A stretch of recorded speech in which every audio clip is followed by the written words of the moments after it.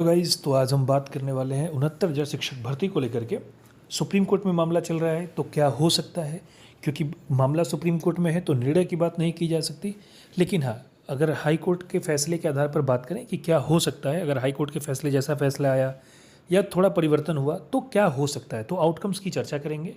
साथ ही जानेंगे कि क्या नई सूची बनेगी या याची लाभ मिलने की संभावना है, डबल आरक्षण पर क्या होगा, आरक्षित वर्ग की कितनी कटाव जा सकती है, कितना गुणांक रहेगा, अनारक्षित वर्ग का कितना रहेगा, आरक्षित वर्ग को कितनी सीटें मिलेंगी, तो सभी चीज़ें जानेंगे। बने रहिए हमारे साथ, विस्तार से जानेंगे तो थोड़ा धैर्य अवश्य रखिएगा। सबसे पहले जानते हैं कि सुप्रीम कोर्ट में क्या हुआ। तो देखिए, जैसा कि आप जानते हैं सुप्रीम कोर्ट में डेट मिलती है, सुनवाई नहीं हो पाती या कुछ ना कुछ दिक्कत आती है, जिससे फैसला तो अभी आने से रह गया। तो अभी कम से कम 3 से 4 या उससे भी अधिक सुनवाई की ज़रूरत पड़ सकती है। तो बात करते हैं कि नई सूची आएगी या याची लाभ मिलेगा, क्योंकि बहुत से लोग कह रहे हैं कि सर याची लाभ मिल सकता है, बहुत से लोगों का है नहीं नई सूची बनेगी। देखिए, हाई कोर्ट की एकल बेंच, हाई कोर्ट की डबल बेंच, दोनों ने कहा कि नई लिस्ट बनाई जाए। ऐसे में ज़्यादातर संभावना इसी बात की है कि नई सूची बननी चाहिए। अब कुछ लोग कह रहे हैं सर याची लाभ मिलेगा। देखिए, याची लाभ इतने बल्क में तो नहीं दिया जा सकता, और इतने लोगों को अगर याची लाभ नहीं मिलेगा तो पूर्ण न्याय का जो सिद्धांत है वो पूरा नहीं होता है, क्योंकि 7 से 8 हज़ार पदों पर विसंगति हुई है और ऐसे में याची लाभ दिया जाना मुश्किल है। पर हाँ, जो लोग याची हैं उनके लिए थोड़ा प्लस पॉइंट है, उनके लिए थोड़ा अच्छा है।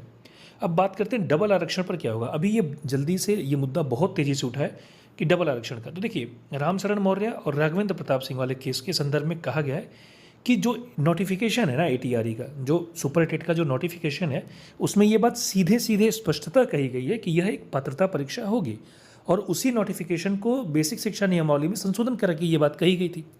ऐसे में वो नियमावली और ये नोटिफिकेशन अगर दोनों बाहर होता है तो फिर बहुत सारी दिक्कतें और बढ़ सकती हैं। ऐसे में जो मुझे लगता है और जो हाई कोर्ट ने अब तक माना है, तो हाई कोर्ट की दोनों बेंच ने और पहली बार में जो सुप्रीम कोर्ट में मामला था रामशरण मौर्य, दोनों में कहा गया है कि हाँ, एटीआरई पात्रता परीक्षा ही है। ऐसे में जो उसमें छूट दी जाती है वो रिलैक्सेशन है।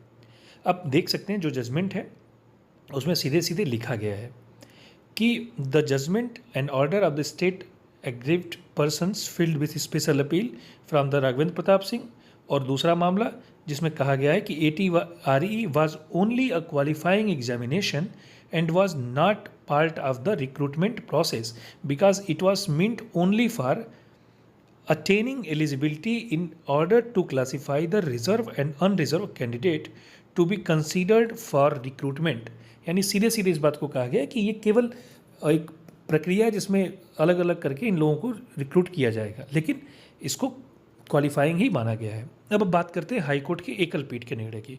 उसका जो पैराग्राफ 73 है, जहां न्यायालय ने याचिकाकर्ताओं ने कहा कि 34,589 के बाद कुल 7,149 लोग चयनित हुए हैं। ये याचिकाकर्ताओं का सवाल है, मतलब याचिकाकर्ताओं की तरफ से कहा गया, और सरकार ने कहा कि नहीं ऐसा नहीं हुआ है, जबकि न्यायालय ने कहा नहीं ये ठीक है ऐसा हुआ है। और कुछ चीज़ों को कहा गया कि भाई कैसे भी करके आप जो लोग एमआरसी वाले हैं उनको अनरिजर्व में समायोजित किया जाए। तो एकल पीठ ने माना है कि चयन प्रक्रिया में आरक्षण संबंधित त्रुटि हुई है और सूची पुनर्गठित होनी चाहिए, फिर से नई सूची बनाई जानी चाहिए, और आरक्षित वर्ग के प्रभावित अभ्यर्थियों को लाभ दिया जाना चाहिए। ये बात हाई कोर्ट की एकल बेंच ने कहा था। वहीं हाई कोर्ट की डबल बेंच की बात करें तो उसने कहा कि चयन प्रक्रिया का पूरा रिकॉर्ड देखने पर विसंगतियां स्पष्टता दिखाई देती हैं। राज्य सरकार आरक्षण लागू करने का तरीका सही साबित नहीं कर पाई और मेरिट पर चयनित आरक्षित वर्ग के अभ्यर्थियों को सही ढंग से समायोजित नहीं किया गया, यानी एमआरसी की बात की जा रही है। और सबसे महत्वपूर्ण आदेश डबल बेंच ने कहा कि 1/6/2020 और 5/1/2020 की जो सूची को आधार मानकर चयन जारी नहीं रह सकता। ऐसे में उन्होंने कहा है कि 3 महीने में, जब हाईकोर्ट में मामला था तो हाईकोर्ट ने कहा था कि 3 महीने में प्रक्रिया पूरी की जाए और आरक्षण के नियमों का सही से पालन किया जाए। यानी जो एमआरसी के लोग हैं, रमेश राम के मामले को फॉलो किया जाए, और जो भी एमआरसी में है उनको गृह जनपद भले दे दिया जाए कोटे से, लेकिन उनको अनारक्षित में रखा जाए, आरक्षित में रखा जाए। अब बात करते हैं एकल और डबल बेंच के निर्णय का। तो एकल पीठ कहती है गलती हुई है तो सूची सुधार लो, लेकिन यह स्पष्ट नहीं करती कि पूरी चयन सूची किस सीमा तक बदलेगी। पर डबल बेंच क्लियरली इस बात को कह रही है कि पूरी चयन सूची दोबारा बनाओ, और यही कारण है कि डबल बेंच का जो फैसला है वो बहुत प्रभावशाली माना गया था, और उसके अगेंस्ट जाहिर सी बात है कि सुप्रीम कोर्ट में मामला चल रहा है। अब बात करते हैं सुप्रीम कोर्ट में क्या है। देखिए, सुप्रीम कोर्ट में सरकार ने कहा है कि देखिए 69,000 की भर्ती वो पूरी हो चुकी है, हजारों शिक्षक नौकरी कर रहे हैं, ऐसे में उनका रोजगार प्रभावित होगा, प्रशासनिक संकट उत्पन्न होगा।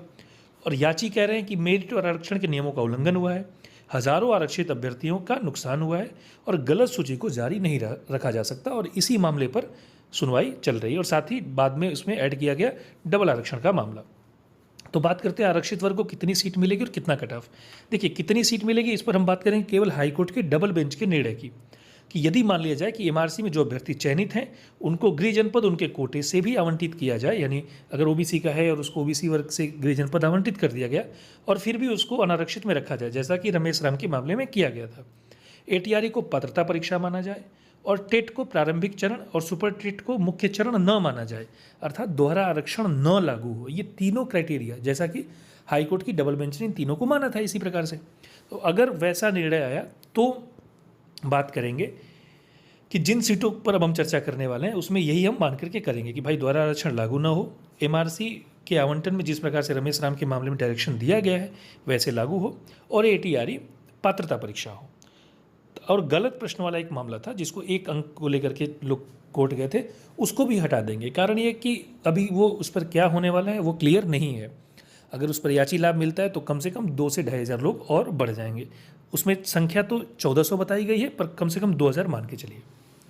अब बात करते हैं 73वां पॉइंट। देखिए, 34,589 के बाद सीधे सीधे कहा गया 34,591, 34,594, 41,905, ये कुल 7,149 general category candidate have been selected beyond the available unreserved vacancies.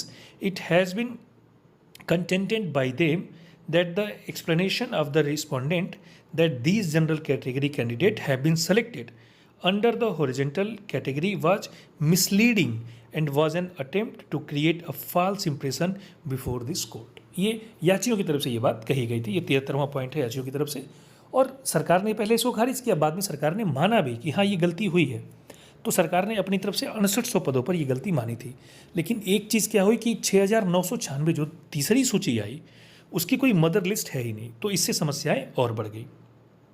तो सबसे पहले ये बात स्पष्ट हो गई कि 34,589 तक जो भी चयनित है वो तो सेफ हैं, और उसके बाद 7,149 सामान्य वर्ग के ऐसे अभ्यर्थी हैं जो क्षैतिज आरक्षण प्राप्त नहीं है और उनका चयन 34,589 के बाद हुआ है।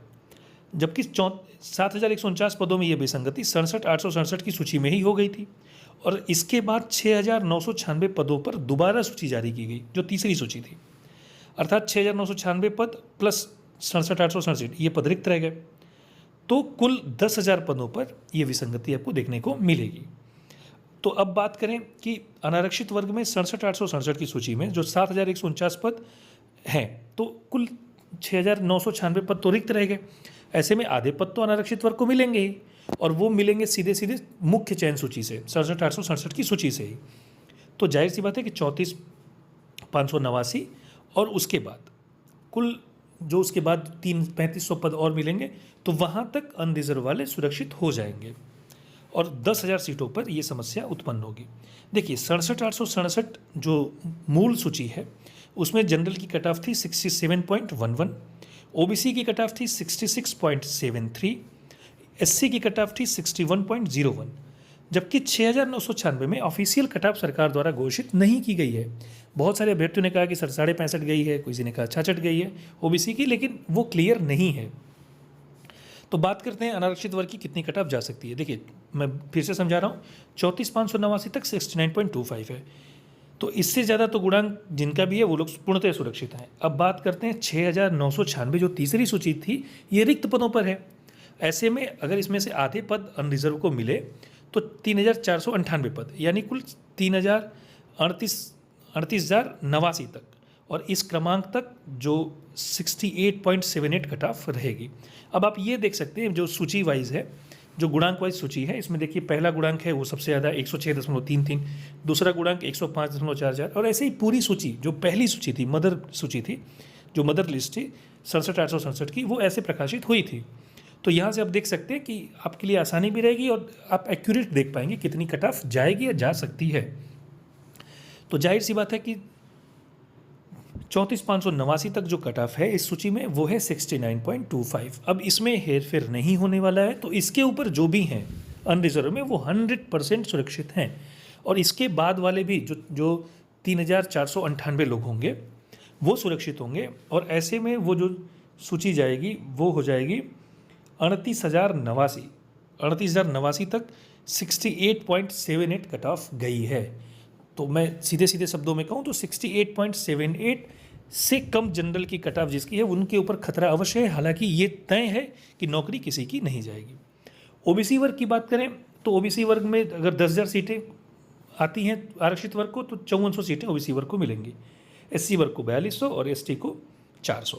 अब यहाँ आप देख सकते हैं कि पहले सूची में ही 5400 मिलेंगे और इसके बाद दूसरी सूची जहाँ लगभग 2000 पद और मिलेंगे, क्योंकि इसी सूची में जब ये लोग ज्वाइन करेंगे तो फिर भी पद रिक्त रहेंगे और 4 से 5000 पद रिक्त रहेंगे। ऐसे में ओबीसी वर्ग की जो पहली सूची में अंतिम कट ऑफ जाएगी वो 62.25 से 65 तक जा सकती है। और यदि दूसरी सूची फिर से रिक्त पदों पर आई तो जाहिर सी बात है कि 64 से थोड़ा सा कम कट ऑफ जा सकती है, 64 तक कट ऑफ ओबीसी वर्ग की जा सकती है।